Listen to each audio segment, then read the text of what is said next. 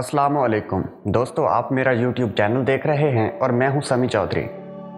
ऐ भगवान, मैंने तेरी रज़ा के लिए अपनी आंखें तेरे हुजूर पेश की हैं। बस मेरी उम्र दराज कर दीजिए, मुझे रोज़ी दें और मेरे ये तमाम काम और तमाम ज़रूरतें पूरी फरमा। बाज़ ऐसे लोग भी थे जिन्होंने बचश्म खुद ऐसे लोगों को देखा है जो एक एक साल की मुसाफिर तय करके इनके कंधों पर सुर्ख संदल के दो इतने बड़े बड़े बूटे होते हैं जिनमें से हर बूटा एक आदमी के वज़न के बराबर होता है। इसको इस तरह लाते हैं कि पहले 3 मील एक टुकड़ा लाते हैं और उसे यहाँ रख कर वापस जाते हैं और दूसरे टुकड़े को दोबारा उठाकर लाते हैं और फिर उसे यहाँ रख कर पहले टुकड़े को उठाकर आगे बढ़ते हैं।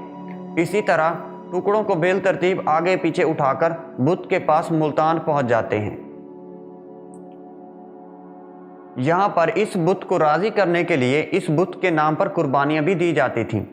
बाद लोग बुत से अपनी जान भेंट चढ़ाने की इजाज़त तलब करते और एक लंबी लकड़ी लेकर उसका सिरा इंतहाई तेज़ और नुकीला बना देते, फिर उसे ज़मीन पर गाड़ कर खुद उसके ऊपर चढ़ जाते। लकड़ी का तेज़ और नुकीला सिरा अपने पेट में चिबो देते कि वो पीठ से बाहर निकल आता और इस तरह अपनी जान दे देते और समझते कि इससे बुत की रज़ा जोई और कुर्बत हासिल हुई।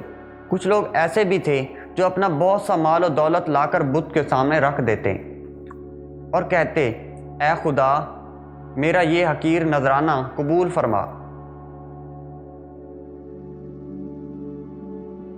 इस बुत खाने के पुजारी ना अपनी औरतों के पास जाते और ना गोश्त खाते और ना ही कोई जानवर ज़िबा करते और ना गंदे मैले कपड़े पहनते और बुतों के हुजूर जाते।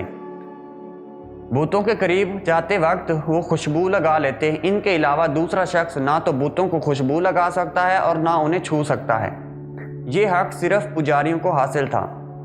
जब लोग बुतों के हुजूर जाते तो अपने घुटने टेक कर पाँव के बल बैठकर हाथ जोड़कर अर्ज करते कि हमारी तरफ नजर करम हो, हम पर रहम करो।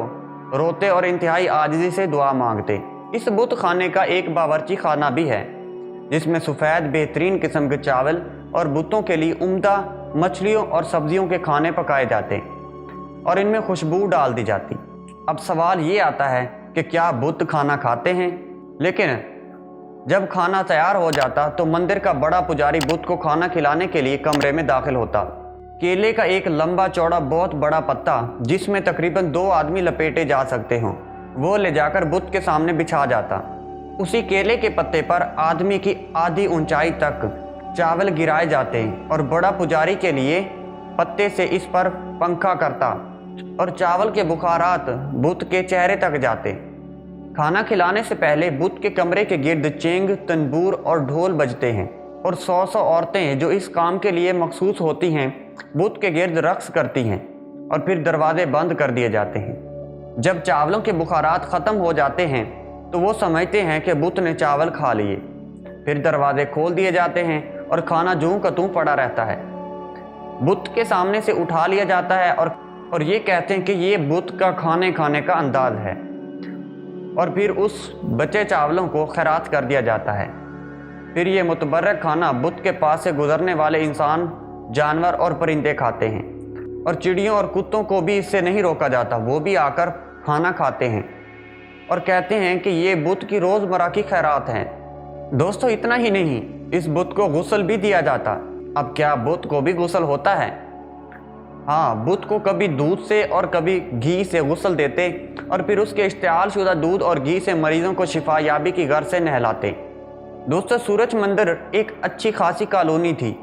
पुजारियों के अलावा हज़ारों खुदाम ऐसे थे जो बुत खाने में हर वक्त हाजिर रहते थे।